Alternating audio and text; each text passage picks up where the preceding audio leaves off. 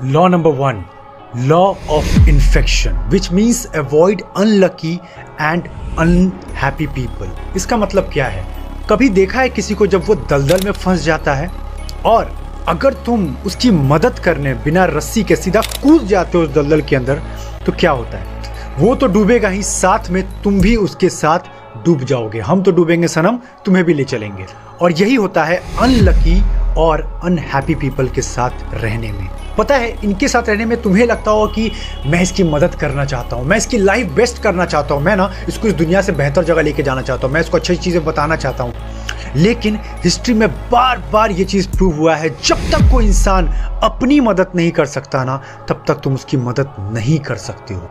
मुझे इस पर एक अपनी कहानी याद है। एक लड़की को मैं डेट कर रहा था आज से 1 साल पहले, एंड मैं भी उस वक्त थोड़ा अपने लाइफ में हल्का फुल्का स्ट्रगल कर रहा था, उतना नहीं बट मेंटली थोड़ा बहुत कर रहा था। तो मेरा नया नया इंस्टाग्राम ग्रो होना शुरू हुआ था, मैं लोगों की मदद कर रहा था। तो मेरे अंदर ये चीज़ आ चुका था कि किसी की भी मदद करना है, कोई भी रोता हुआ आएगा ना, मैं उसकी मदद कर दूंगा। और यही हुआ।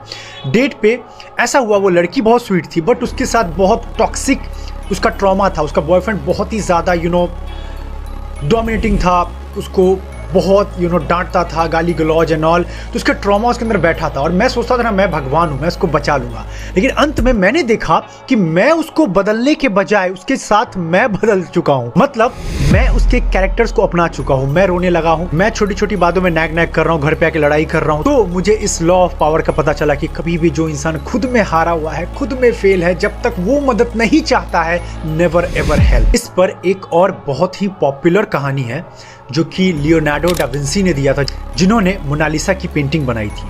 उन्होंने एक कहानी बताया था, गौर से सुनना इस कहानी को, बहुत कुछ सीखोगे। एक कौवा होता है, वो बीज को अपने चोंच में लेके उड़ रहा होता है। तो बीज बेचारा, बीज को एक एंटिटी समझो, एक इंसान समझो, तो बहुत छटपटा रहा होता है कि मैं कैसे बचूं इसके चोंच से, मुझे ये कौवा खा जाएगा। तो गलती से कौवे के चोंच से वो बीज गिर कर नीचे एक घंटा घर होता है। घंटा घर, जहाँ पे घंटा लगा होता होगा, तुमने देखा होगा, जहाँ बड़ी सी घड़ी होती है, उसके दीवार के छेद में फंस जाता है और वहाँ पे जैसे तैसे वो बच जाता है। फिर वो दीवार से कहता है, दीवार भैया मुझे बचा लो प्लीज़, वो कौवा बहुत बेरहम है, मुझे मार डालेगा, मुझे भी जीना है, मुझे भी अच्छा करना है।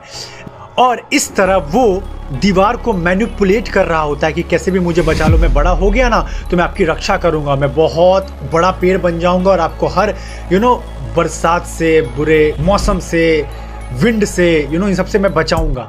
तो दीवार को ये सब सुन के तरस आ गया, क्योंकि वो दीवार की बहुत तारीफ कर रहा, घंटा कितना सुंदर लगता है, आप कितने लंबे चौड़े लगते हो। और ये सब सुन के वो समझ नहीं पाया उस बीज के पीछे की चाल। और वक्त बीतता गया, वो बीज बड़ा होता चला गया और वो बीज दीवार में इतना बड़ा हुआ कि वो धीरे धीरे धीरे धीरे इतना बड़ा होते होते होते उस दीवार को एक समय के बाद पूरी तरह फाड़ डाला। दीवार टूट गई। मतलब दीवार यहाँ खुद मदद करने गया था, पर अब उसको मदद की जरूरत थी। फिर से एंड नोट पे खत्म कर रहा हूँ, एकदम बेरहम बन जाओ, कोई तरस नहीं खाना अगर तुम्हें एक्सीलेंस की चाबी को हासिल करनी है। क्योंकि ये लोग बहुत मैनिपुलेटिव खेलते हैं कि मुझे सब दिक्कत है, विक्टिम कार्ड खेलेंगे, हर चीज करेंगे, लेकिन तुम अगर इमोशनलेस बन के नहीं समझोगे कॉन्सिक्वेंसेस, तुम्हारा पतन होना तय है। चलो फिर कमेंट में कुछ सजेशन है या कैसा लगा जरूर बताना। मिलते हैं नेक्स्ट लॉ ऑफ पावर के साथ।